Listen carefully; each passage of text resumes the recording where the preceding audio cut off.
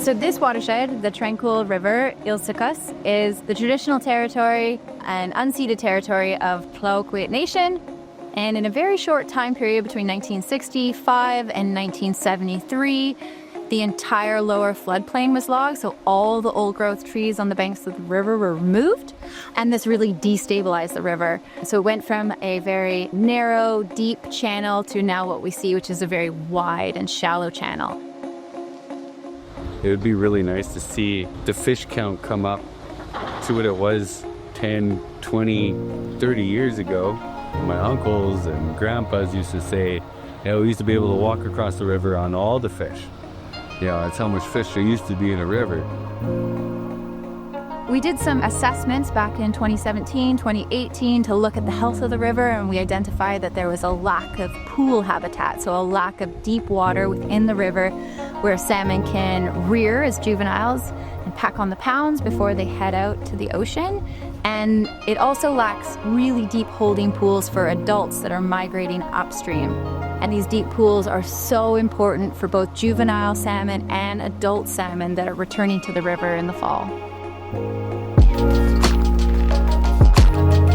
2 weeks ago, we flew in over 90 logs into the Tranquil River, and now we've rearranged them, pushed them over to the side, and had to clear this area in order to build this large woody debris jam.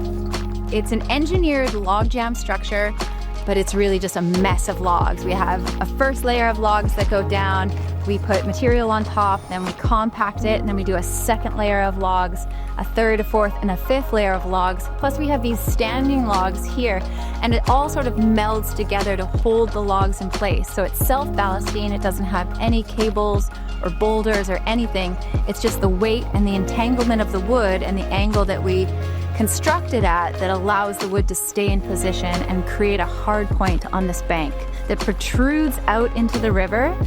And what it does is it actually constricts the flow, causing the river to flow faster around this area, which helps scour a really deep pool.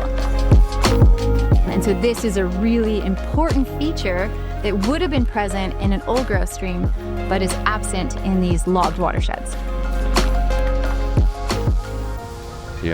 Developing habitat for these fish to hang out, when they do come back home, it just colors me happy.